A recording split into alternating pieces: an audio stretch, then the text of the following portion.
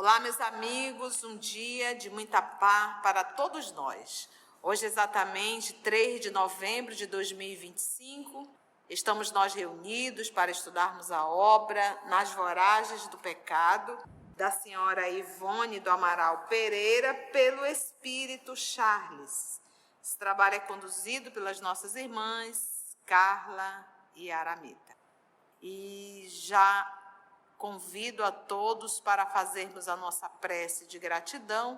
Vou solicitar para a nossa irmã Aramita fazer a prece.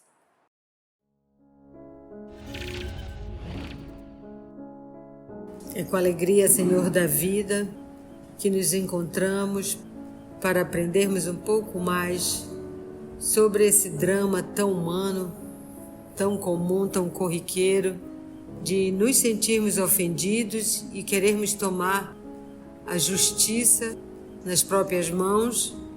E o aprendizado que esta leitura vai nos demonstrando é o perdão, o esquecer das ofensas, o esquecer que acima de nós há um Deus amoroso e justo que, como disse o nosso Senhor Jesus Cristo, daqui não sairemos até que paguemos até o último cetil. Então, que ao escutar essa história e fomos vendo como ela se desenrola, a gente possa, nos momentos de provação, lembrar essas lições do Cristo e também, como diz o autor espiritual, não nos envolvermos para séculos e séculos para nos desvencilharmos dessas armadilhas da vingança, do querer tomar a justiça pelas próprias mãos. Ajuda-nos, Jesus, com a tua misericórdia e o teu amor, e ajuda-nos principalmente a ficarmos contigo, que espera por nós desde sempre. Que assim seja.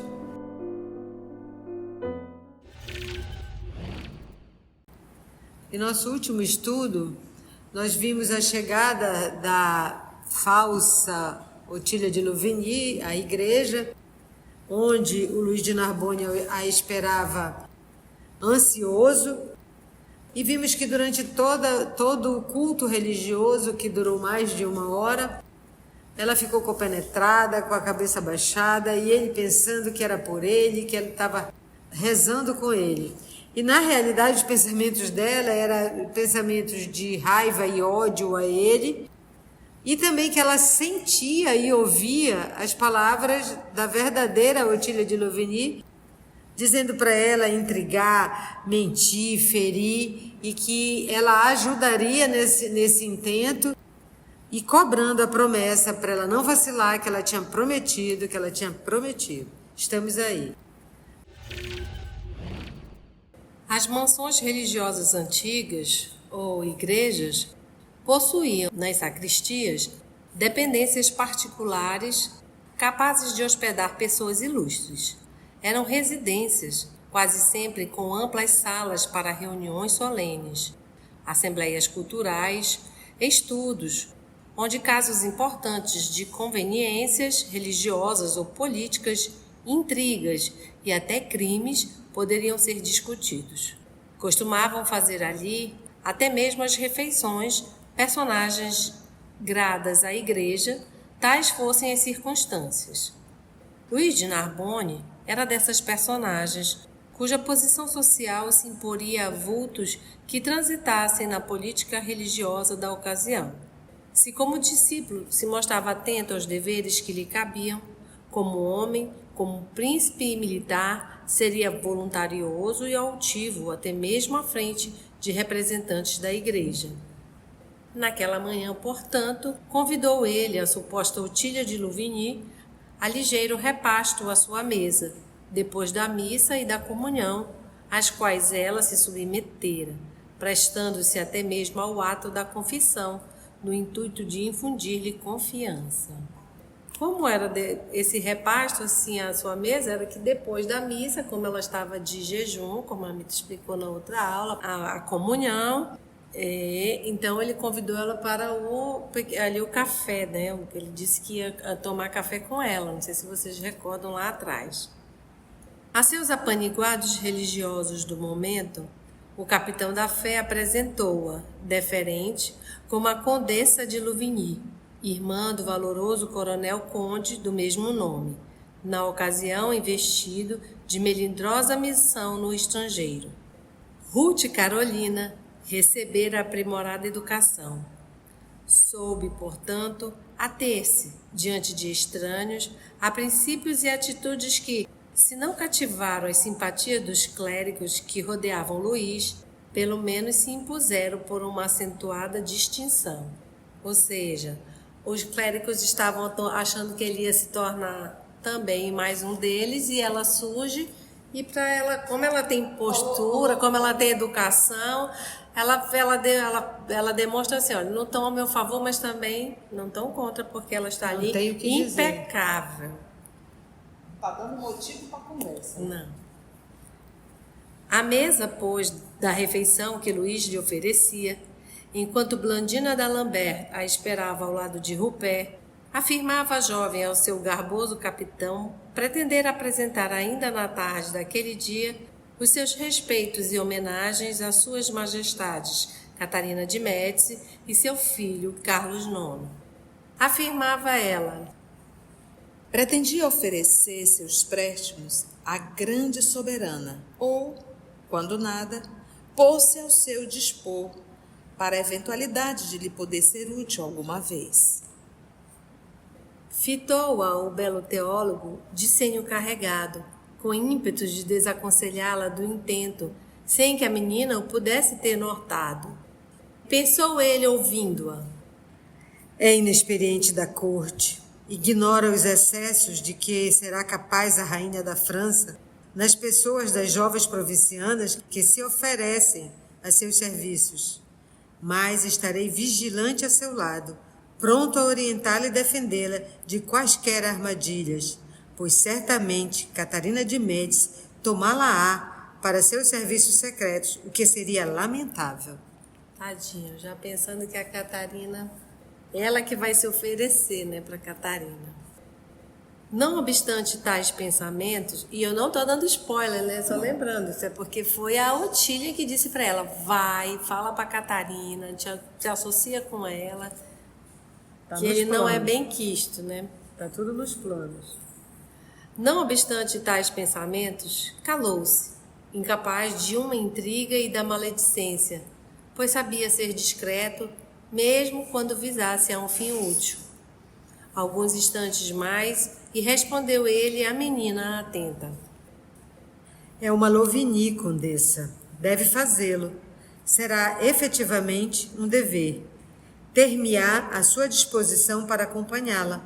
Solicitarei agora uma audiência especial para ter a honra de apresentá-la à nossa rainha. Arrebato para mim a honra de ser o seu cavalheiro nos meandros da corte. Está morto de apaixonado. Está morto de apaixonado. Ela sorriu, desfolhando sobre a mesa uma rosa das que trazia presa ao vestido, cujas pétalas ele recolheu com galanteria imprópria de um pretendente a soltaina clerical. De Narbonne exclamou de chofre, evitando declarar que a conhecia por intermédio da indiscrição de um pajem do Palácio Raymond ao seu escudeiro. Ainda não me revelou seu nome de batismo, condessa. Acentuou-se o estranho sorriso que aflorara aos lábios da singular menina, a qual se limitou a provocá-lo com o olhar brejeiro, que teve o condão de encantá-lo, porventura, ainda mais. Causando todo o charme. Deixo a vossa sagacidade o trabalho de o descobrir, meu senhor. Nesse caso, tampouco eu revelarei o meu. Se sois o amigo de infância de meu irmão, companheiro de estudos no convento nos Domínicos, conforme assevera minha preceptora Blandina d'Alembert, que vos conhece, somente podereis ser o grande Luís de Narbonne, o cavaleiro mais leal e mais piedoso da França. Ao se despedirem, confessou-lhe ele que a seus pés depunha todo o poder de que dispunha e todo o seu coração para amá-la e servi-la. Interrogou com audácia e malícia: como assim? Não pretendeis tomar ordens clericais? Trazei um tão honroso uniforme? Porque ele disse que estava depondo para ela, né, todo o seu amor. E ela perguntou, não ia ser padre? Vamos resumir assim, não ia ser padre? Como assim? Desistiu de tudo? Todo o seu coração para amá-la e servi-la. Sim, pretendia. E agora, meu senhor?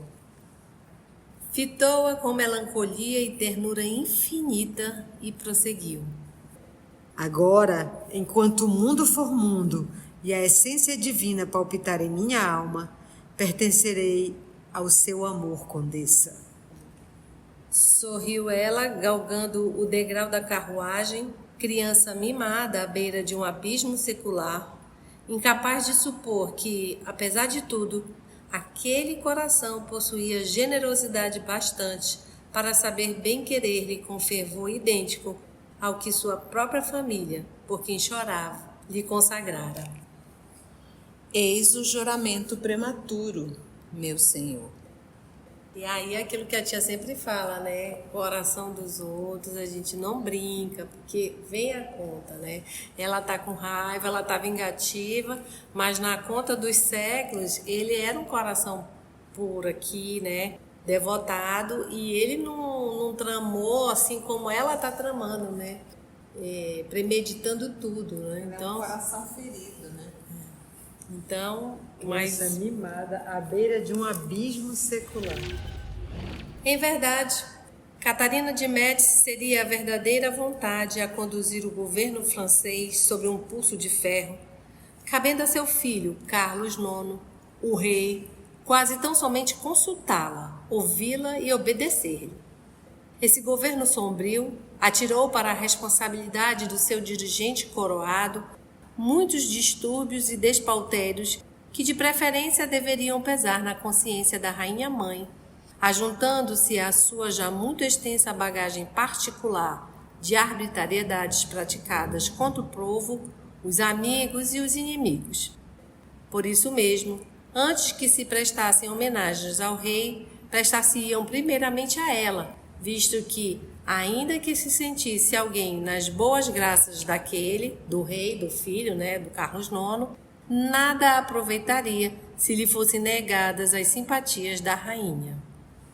Essa mulher valorosa e cruel, arbitrária e inteligente, caprichosa e realizadora, quanto ao notável regente, porque ordeira e severa naquilo que entendesse por cumprimento de dever, absorvia com seus tentáculos poderosos e insaciáveis as melhores forças existentes no caráter dos franceses de então, não concedendo senão migalhas de poder aos 3 filhos que foram reis da França e cuja coroa ela própria era quem mantinha em suas cabeças frágeis e incapazes, com a firmeza do seu gênio político.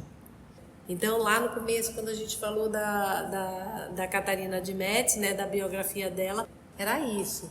Os filhos eram criados na asa dela e ela era que era poderosa, ela que manipulava tudo para cada filho ficar no poder.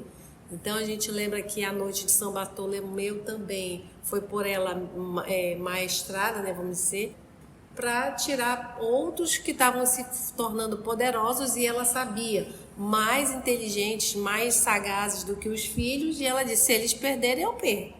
Então ela trama tudo e, como ele disse, ela é diligente, ela é disciplinada e ela sabe botar a direção nos trabalhos dela. Quando se virar para o bem, será uma luz. Se esse gênio pecou pela corrupção da crueldade fria generalizada, é cláusula que não apreciaremos nestas páginas. Imaginaremos, de preferência, do que será capaz esse mesmo gênio, másculo e forte, intrépido e producente, no dia em que, completamente reequilibrado nos planos da justiça e do amor, concederá ao mundo, em veros benefícios, o que no século XVI realizou em malefícios. Então, a história não vai se enveredar pela personalidade da Catarina nem o que ela fez. Apenas esse comentário. E rendamos assim, nestas páginas, cujo intuito não será outro senão o da análise construtiva, as homenagens que, mercê de Deus, há de merecer nos dias por vindouros, após o aprendizado cruciante, mas reconstrutor das reencarnações terrenas. Então, ela também está resgatando nas reencarnações. Ruth Carolina ou Otília de Louvigny foi recebida por essa mulher singular na tarde daquele mesmo dia. Luís de Narbonne obtivera a audiência desejada e o nome de Louvigny, por ela usado, estava muito chegado ao trono, no passado, com Francisco I e Henrique II, pelos avós e pelo pai de Otília, e no presente, com seu irmão Arthur, para que a rainha desprezasse ouvir alguém que ainda o trouxesse gravado nos brasões. Então ela tinha nome, ela tinha fama, né? Tinha prestígio, na verdade. A falsa Otília, como vimos, vinha sendo educada para conviver na corte da Alemanha, cujos cerimoniais e protocolos seriam mais rigorosos e polidos do que o eram os exigidos pela corte francesa. Saberia, portanto, conduzir-se agradavelmente em presença de soberanos, porque o fazia destituindo-se de qualquer afetações, mas servindo-se de alto respeito e graciosas atitudes. Porque ela era uma falsa, mas não muito, né? Ela estava ali no meio. Ela sabia se portar. E, pois, foi sem qualquer impressões de nervosismo, sem sequer se perturbar com um só reflexo de emoção, que atravessou, pela mão do capitão da fé, as antecâmaras repletas de cortesãos curiosos que a observavam com interesse, e se encontrou diante da rainha-mãe. A mesma mentalidade cuja política traiçoeira exigira o massacre de indefesos huguenotes. Luís apresentou-a, servido pelo introdutor particular da soberana, e discreto e justo retirou-se, tendo a linda provinciana cumprimentado a rainha em curvatura solene, como melhor não o teria conseguido fazer uma princesa. A mãe de Carlos IX fitou-a demoradamente, o senho carregado, os olhos frios e penetrantes. Ruth suportou aquele olhar sem qualquer emoção, não desviando também os olhos. Apenas se permitiu o novo cumprimento, suavizando a recordação de que a essa mulher feia e mármora, cuja pele seca e lívida lembraria a pele de um cadáver, devia à tragédia que para sempre enlutara sua vida. Todavia, repetiu consigo mesma o que respondera a Blandina e Gregório na véspera. Imagina a quantidade de obsessores que essa senhora angariou, né? Quantos não Que estão ali também? ali, Deus, essa mulher não deve dormir direito, não. Quem faz o mal não dorme bem. Então, recordando o pensamento dela, prefiro não me queixar desta. Preparou o massacre de huguenotes, é certo, mas sem nomear os de Bretencourt e de La Chapelle. A estes, quem procurou para atrocidar foi Luís de Narbonne. É verdade, porque não saiu dela, né? Catarina era uma mulher de sentimentos frios, dissemos, interesseira, ambiciosa, profundamente calculista. Notificando desde o primeiro momento a singular formosura da falsa Otília, sua graciosidade verdadeiramente sedutora, seus modos angelicais, suas expressões infantis cativantes, pensava, enquanto a envolvia no olhar: Eis uma excelente auxiliar para a política do trono dos Valois. Uma mulher assim, jovem, assim bela, saberá extrair segredo de muitas personalidades altamente colocadas, incômodas ou suspeitas de inimigas da França e dos Valois em particular, aqui como no estrangeiro. Virou-se para sua primeira-dama e disse com aqueles modos incisivos e rudes que jamais conheceram réplicas: Ide com as demais. Desejo permanecer só com a visitante de Louvigny. Que não me interrompam. As damas se retiraram submissas, entre mesuras respeitosas, enquanto a suposta Louvigny se achou no dever de agradecer a deferência, curvando-se novamente, graciosa e polida. Não pronunciara ainda uma única palavra. Catarina não a interpelara ainda. Não havia, portanto, permissão para que falasse. Como ela era rainha, só se fala depois dela. Se ela desse autorização. A sós, as duas mulheres, Que de vibrações análogas trocaram enquanto se fitaram? Porque ambas têm um sentimento de o quê? Ganância, revolta, ódio, ambição. Então, a vibração é bem parecida das duas. Sintonia total. Subitamente, porém, falou a rainha, permanecendo de pé a visitante, postada à sua frente, e ela sentada em sua alta cadeira, que se diria o trono na intimidade. Tu não és uma Louvigny. És descendente dos Bretencourt de La Chapelle. Cenas do próximo capítulo. Não te esqueces que a Otília falou para ela, nada escapa a Catarina. São as sintonias, os interesses, né? As vinganças. Se você chegou até aqui o final, deixa seu comentário.